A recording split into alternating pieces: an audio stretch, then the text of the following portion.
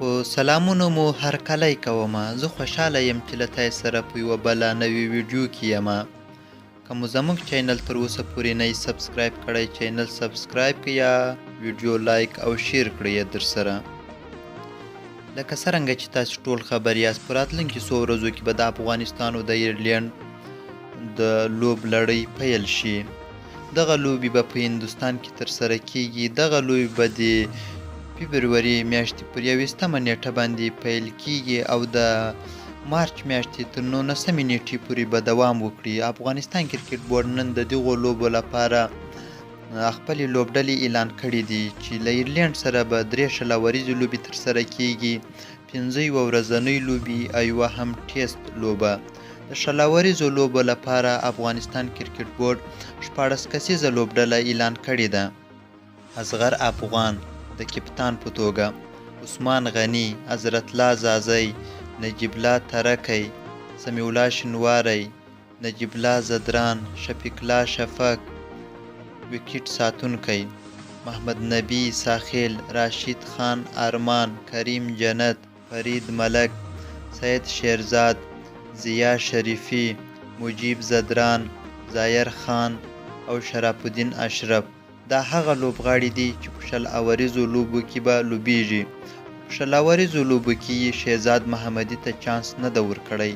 خبر نه یم چې ولې، خو په ټولو افغان پلیرانو کې د شهزاد محمدي په شل اوریزو لوبو کې تر ټولو نه یې زیاتې منډې کړي دي چې 148 یې پورته منډې دي په یوه لوبه کې.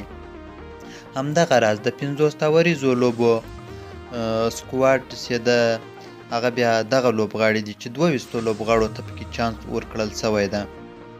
اصغر افغان د لوبډل مشر په توګه، شهزاد محمدي د وکټ ساتونکي په توګه، جاوید احمدي، حضرت الله زازی، نور علي زدران، رحمت شاه، سمیع الله شنواری، حشمت الله شاهدي، اکرم علي خیل، نجیب الله زدران، محمد نبی ساخیل، راشد خان، کریم جنت، گلبدین نایب، آفتاب عالم، دولت زدران، شاپور زدران، فرید ملک، سید شیرزاد، مجیب زدران او ظاهر خان. دا هغه 22 لوبغاړي دي چې په 50 اوریزو لوبو کې به لوبیږي.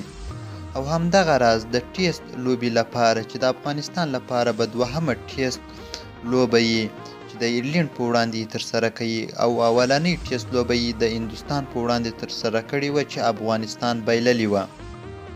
په 2مه ټیسټ لوبې لپاره یا د ایرلینډ خلاف چې کومه ټیسټ لوبه ترسره کیږي د هغې لپاره 15 کسیزه لوبډله اعلان شوې ده.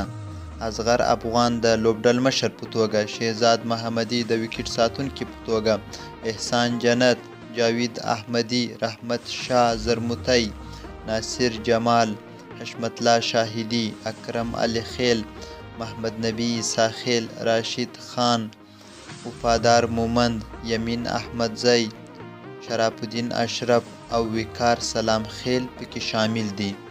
نو د افغانستان د کرکټ بورډ له طرف نه 3 لوبډلې اعلان شوي دي او بهترینه لوبډلې اعلان شوي دي، خو صرف او صرف په شلوریزو لوبو کې یې باید چې شهزاد محمدي ته چانس ورکړی وای. زما پر خپل شخصي نظر باندې که تاسې هم څه ویل ورته لرئ نو کولی سئ سوال او جواب او خپله پوښتنه په کومنټ کې راته پرېږدئ. نو که مو دا ویډیو خوښه سوي لایک او شیر یې کړئ. زموږ چینل سبسکرایبول مه هېروئ. نور د خپل ځان ډېر خیال ساتئ. د خدای په امان.